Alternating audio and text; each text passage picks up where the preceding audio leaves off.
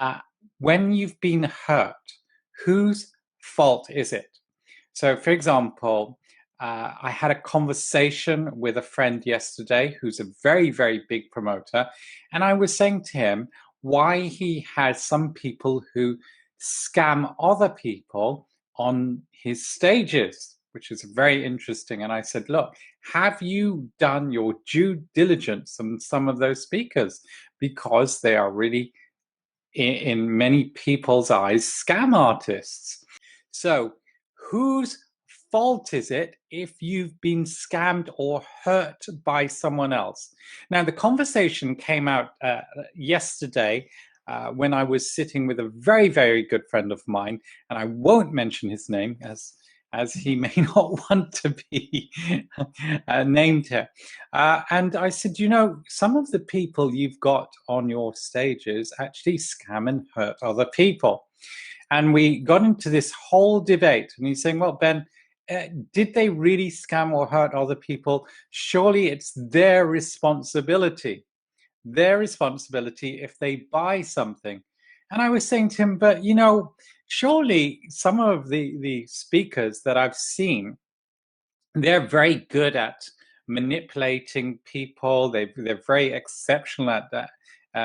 Areas such as NLP, they're very good at hyping up and also creating these false kind of scarcities, like, hey, I've only got 2 places left for people at this event to have this discount, and then suddenly 50 people have it, or this offer will only be open for the next 2 hours, and if you don't, then that's too bad. So that's how they create this false scarcity.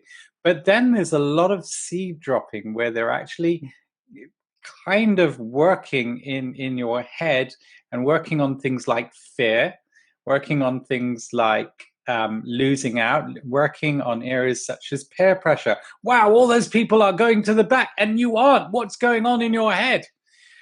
So I was saying with him, surely, you know, you've got a responsibility to have kind of very good coaches and speakers on the stage who are not going to scam people.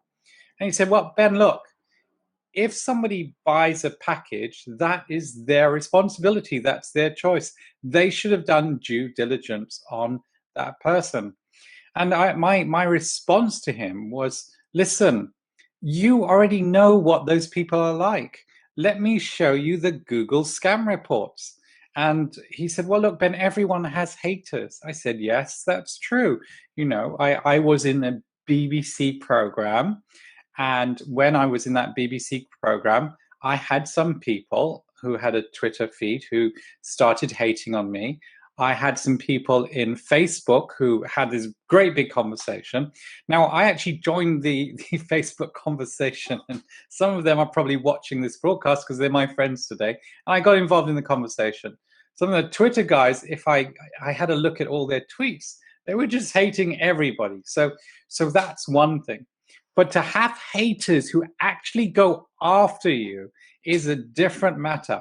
And when I showed my friend the statistics of haters you get, so I went and showed him Les Brown and scams, and of course we get 1 or 2. Tony Robbins and scams, and we get 1 or 2. Brian Tracy and scams, we get 1 or 2. But then I showed him some of the other hits, other people who are on stage, and put their names in scams, and there are like hundreds, and they are doing things. I know that what they're doing to try and prevent those scams from bubbling up. Now, this is incredible, guys, and this is why you should do your own due diligence whenever you're going to buy anything from anyone. Do your due diligence. Now, here's the thing about haters. Yes, everyone has a hater. Sometimes it's jealousy. But when they go in deep, and when you have an extraordinary amount of haters, you might be one of them, you know who you are, then you're not adding value. You're not delivering what you've said on the tin. And I know some people, they ask for testimonials, and they're saying, oh, I can have a testimonial for delivering what people have paid me for. And I'm saying, no, that's not, you shouldn't get a testimonial for that. You should get a testimonial for doing more than that. Anyway, so I showed this guy, my friend, this list of people who are, as they weren't really haters, they were people who had real justification. So he said, but Ben, it's their fault. They shouldn't have bought it. I said, how do you know? Not everyone knows how to Google people. Not everyone knows how to do as much due diligence. In fact, I would say that I've been scammed by people before until I do a bit more in-depth due diligence, and that's when you find out, or something happens to you. For example, in some of the areas of my life where I've worked with, some of you know I love dance, with some dance teachers, and I realized that they only know how to teach something in one area. And when I'm trying to say to them, listen, you've got to teach me and coach me to dance like Ben Chai, not like you, because I don't have your body, I don't have your types of muscles, and this is what all the top dance teachers will do. This they'll teach you to dance like you. Same with coaching. People who can coach and train and educate people, they will help you work in the way that you work, not try and change you to be like them. Anyway, back to this scam thing. So if you've bought the package and you're not happy, well, it was your fault. Now, I get that. I really do get that. And sometimes I'm listening to people who've been hurt or they've lost money. They made the choice to be with that person. If it's a relationship, they made a choice to buy that package. But and I'm interested in your perspectives, everybody. Really interested in your perspectives. Do you think it is that person's fault? So please write down. Do you think it's always that person's fault?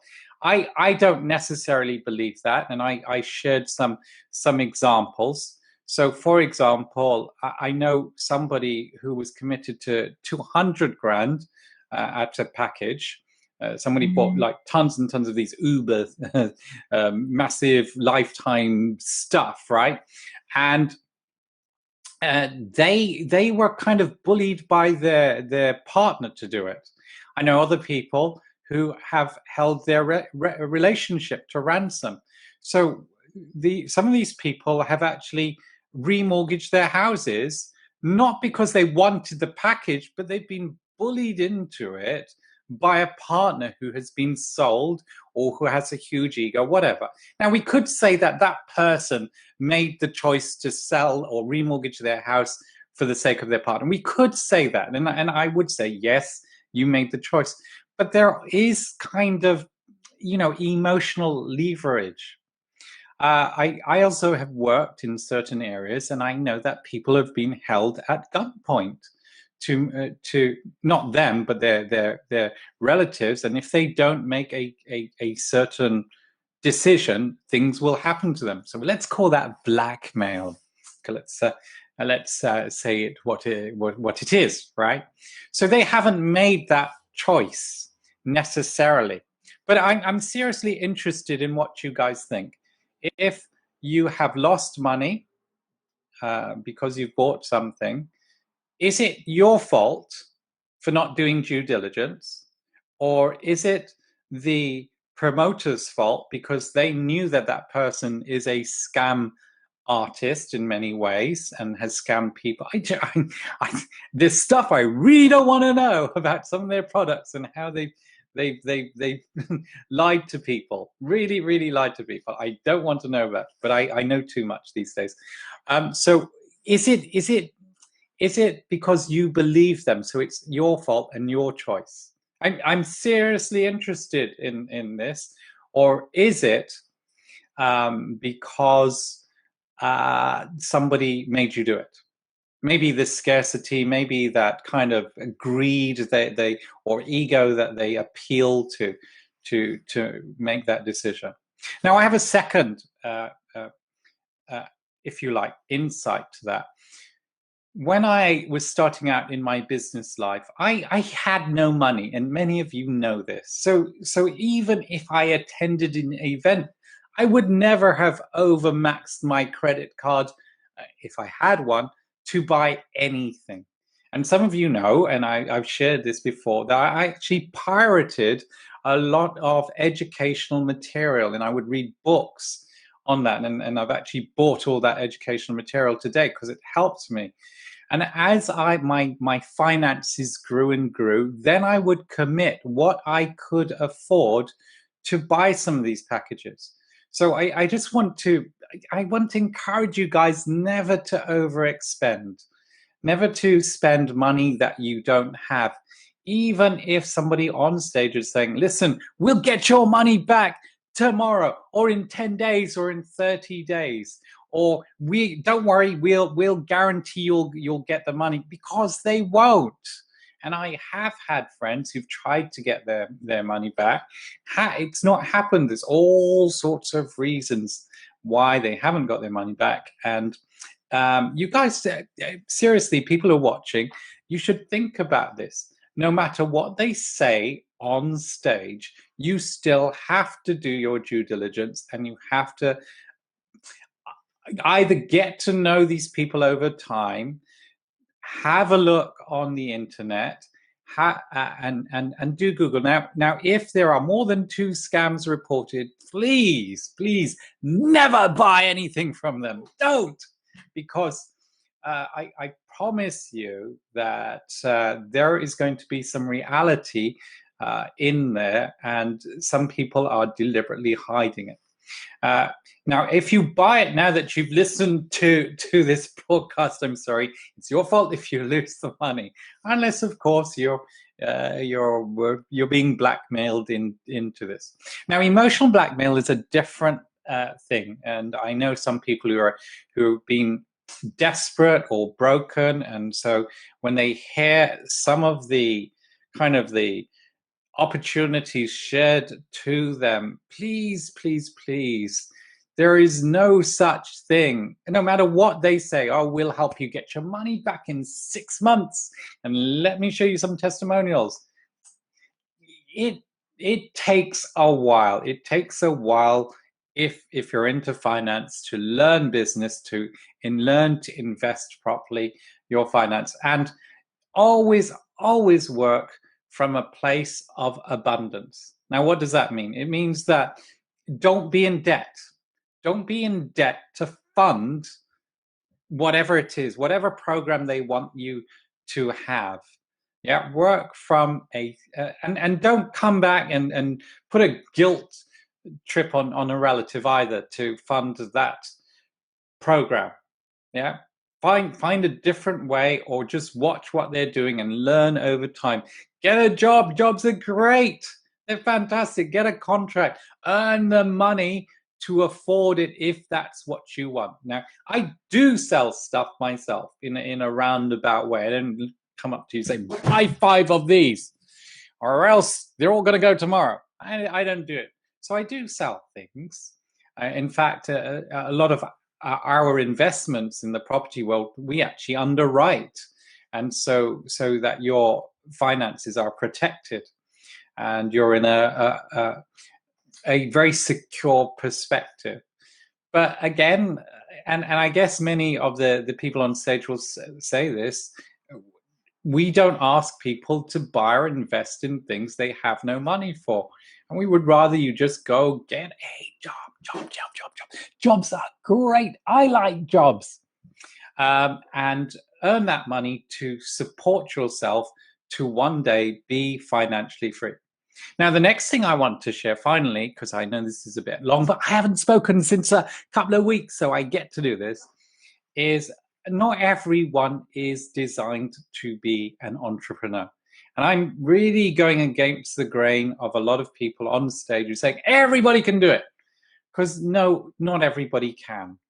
And we have an additional problem in our society today. A good friend of mine, his name is Mateus, a lovely, wonderful guy, and he's probably a celebrity in Poland, actually. And I was with him in New York, and of course, everyone was doing the whole selfie thing. And you, hey, look at you, let's get a selfie together. And I encourage selfies as well. But it really is, if you like, the decade of narcissism. It's the I, me, let me take a picture with you. That's why we have the iPhone and iPod. See, there's the word I before it. Now, there's no, I like this joke. There is no letter I in the word team. And some of you who have been coached by me know I'm really, really big on teams and team working. If you want to go far, you need that team. And the problem with this me, I thing is, even though people are saying, let's have a team, they're still thinking me and I, and let me look better than my team around me. It really doesn't work. Team looks for value for everybody in that team. So again, if you want to have a business, I don't think everybody can run one. I've said it directly to some people.